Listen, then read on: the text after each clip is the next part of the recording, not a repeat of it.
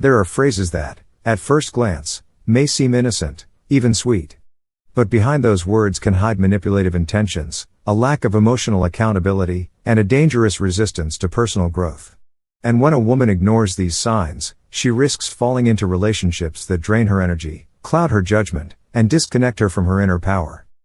Carl Jung, the renowned Swiss psychologist, spoke of the shadow unconscious, a deep part of the psyche where we bury the traits we deny in ourselves and often project onto others. In relationships, this is where toxic patterns tend to take root. That's why recognizing the words that reveal these behaviors early on is crucial to prevent long-term harm. In this video, I'll show you 5 phrases that, if you hear them from a man, should raise red flags. Because this isn't just about avoiding conflict, that would be superficial. It's about realizing that sometimes, behind a seemingly normal conversation, there's a psychological game being played, one that could cost you your emotional peace and self-mastery. Seneca once said, "It's not that we have a short time to live, but that we waste much of it. And often, we waste it on people who don't deserve it." So pay close attention, because each of these phrases carries a deeper and more dangerous root. Ignoring them could lead you into a draining relationship where you lose your focus, your self-worth, and, most importantly, your connection to yourself.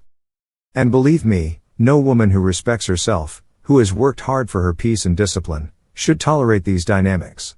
Stay with me until the end, because beyond helping you spot these phrases, I'll show you how to respond, with strength, emotional intelligence, and without losing your center.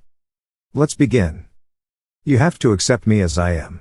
At first, it may sound like a statement of authenticity, even vulnerability. But be careful.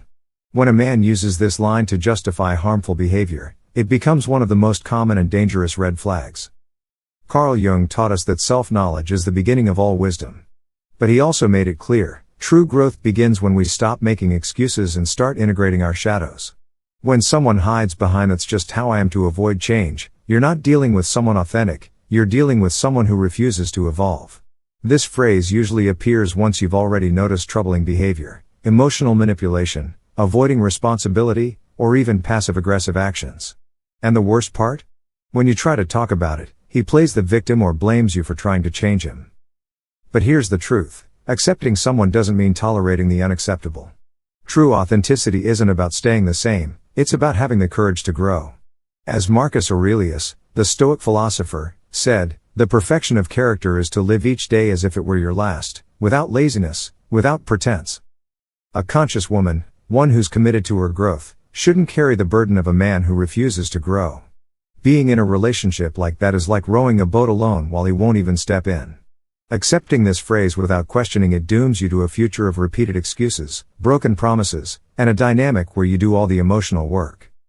Remember, the Stoics also believed our environment shapes our development. And if the person you share your life with doesn't help you grow, they're only holding you back. So the next time you hear this phrase, don't be fooled by how deep it sounds. Ask yourself, is he really willing to look inward, or is this just a sophisticated excuse to avoid change? Because if his words hide a constant resistance to growth, a denial of responsibility, and a defensive attitude toward improvement, you're looking at a pattern that will only get worse over time. And that's where it gets serious. Accepting that phrase is only the beginning. After that, come other subtle but destructive behaviors. You'll slowly find yourself trapped in a dynamic where you're the one adjusting, sacrificing, and making space, while he stays exactly the same. Protecting your peace is not selfish, it's self-care. You're not here to save anyone.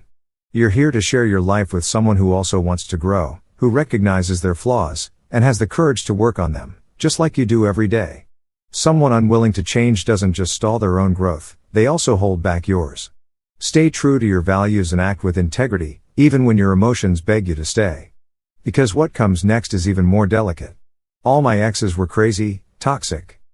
When a man says this, it might initially sound like he's just venting about his past relationships. But don't be fooled. Behind those words lies a much darker pattern, a clear sign of victimhood, emotional immaturity, and projection. According to Stoic philosophy, real personal growth begins with honest self-examination. Epictetus made it clear, it's not events that disturb us, but our interpretation of them. So if a man always blames his exes for everything that went wrong, and never reflects on his own part in the conflicts, chances are he's avoiding facing his own reflection. This is where deep psychology comes into play. Carl Jung taught that what we don't make conscious ends up controlling us from the shadows. And often, men who speak poorly of all their exes are really projecting their own unresolved flaws. This phrase reveals a dangerous mindset, that of the chronic victim. People who keep repeating this narrative rarely take responsibility for their actions. Instead, they recycle blame, dramatize the past, and unconsciously expect you to become the only one who won't disappoint him. But beware, no one escapes their shadow unless they're willing to face it. The real question here is it truly possible that all of his exes were toxic? Or could it be that there's a pattern he refuses to acknowledge? A conscious woman, who knows her worth and has learned not to betray herself, must ask this question seriously. Jung said, "What we deny submits us." And being with someone who doesn't recognize their emotional responsibility is like building a house on sand. No matter how hard you try to create a healthy relationship, he'll keep acting out the same unconscious script. And the worst part? Sooner or later, the story he tells about his exes will be told about you. Because someone who needs to play the victim will always find a new person to blame. Being in such a relationship is like rowing a boat with a leak. No matter how much love you pour into it, it will always be sinking. This is where emotional discipline is essential. Look beyond the words. Ask yourself, has he ever spoken about what he did wrong in past relationships? Or is his story only about what was done to him? If he's never taken responsibility before, why would he now? Remember, it's not your role to be anyone's therapist. You are not here to patch up broken men who don't want to heal. You're here to share your journey with someone who walks beside you, not someone who drags you into theirs. And speaking of emotional manipulation, there's one phrase you need to recognize from the very beginning. Because while it might sound like a declaration of love, it's actually a very dangerous emotional trap. If you really loved me, you'd do what I ask. This is one of the most subtle, and most damaging, forms of emotional blackmail. At first glance, it might seem like a heartfelt request, a way of expressing needs. But if you look closer, what's really behind it is manipulative pressure, using your sense of love to gain control. The Stoics believed that true love cannot be imposed, it must be chosen. It should be built on freedom, mutual admiration, and respect, not guilt or coercion. Epictetus said, "No one can enslave you emotionally unless you allow it."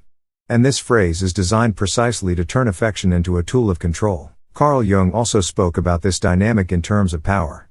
In his studies on the shadow, he pointed out how unbalanced relationships often begin when one person projects their insecurity and need for control under the mask of love. And phrases like this are a clear example. When a man says this to you, he's drawing an invisible line that conditions your affection. He's essentially saying, "Only if you do what I want are you worthy of my love." That's not love, it's emotional manipulation in disguise. An emotionally mature woman must have the clarity to distinguish between a healthy request and a demand in disguise. Because giving into this kind of phrase may seem like an act of love in the moment, but over time, you start losing parts of yourself, your authenticity, your boundaries, your personal power. And the most dangerous part is that the more you give, the more the demands grow. At first, it's just a test of love. Then, it becomes a routine of emotional submission. And eventually, you're no longer sure if you're acting out of love, or out of fear of losing him. These types of phrases don't build relationships, they slowly destroy them. So if you ever find yourself in a conversation where someone makes you feel guilty for setting boundaries, for defending your time, your voice, or your way of thinking, pause. You're dealing with someone who confuses love with possession. You are not here to please anyone at the cost of yourself. You are here to build a relationship where you can grow, express yourself, and be you, without conditions. When a man says, "If you really loved me, you'd do what I ask," he's not just questioning your feelings, he's attacking your character. This phrase doesn't seek understanding or connection. It seeks control. It's a masked attempt to override your will using guilt, erasing your personal boundaries in order to impose his own. Carl Jung said that real love is neither possessive nor manipulative, it is a conscious act of shared freedom. And Stoic philosophy reinforces this by teaching us that healthy love is not based on submission, but on mutual respect. If love becomes a tool for blackmail, then it's no longer love, it's power disguised as tenderness. Giving into this type of emotional blackmail not only erodes your self-discipline, it leaves deep wounds in your self-esteem. A woman who has worked on herself, who knows her worth, and who values her inner truth, must not betray what she knows is right just to avoid conflict. Because every time you give in against your will, you distance yourself further from who you truly are. And the most dangerous part is, if you allow it once, the tactic will be repeated. First, it's a small request. Then, a bigger demand. And one day, without realizing it, you're living according to someone else's desires instead of being the main character in your own life. The response, as any Stoic, or follower of Jung's teachings, would say, is simple yet powerful: stand firm in your center. Act according to your principles, not the fleeting desires of someone who doesn't respect your boundaries. Because someone who truly loves you doesn't need to guilt you into compliance. They listen to you, understand you, and even in disagreement, they respect you. It is far better to face an uncomfortable but honest conversation than to live day after day with the feeling that you've lost your emotional freedom. You don't need to offer endless explanations or justify your decisions in the face of guilt-tripping disguised as love. Because a wise woman understands that not all battles are worth fighting, and those that aim to break your will aren't even worth beginning. And speaking of emotional manipulation, there's a phrase even more corrosive, subtle, yet cruel: "You're not enough for me." Hearing these words from someone who claims to love you can be devastating. It's a phrase that doesn't just hurt, it attempts to dismantle your self-worth at its core. It's not just a criticism, it's a direct attack on your identity, your value, your essence. Carl Jung explained that many people project their inner dissatisfaction onto others, and this phrase is a pure projection. When a man tells you that you're not enough, he's not really talking about you. He's talking about his own emptiness, his distorted expectations, and his constant need for control. He's trying to make you feel small so that you become dependent on his validation.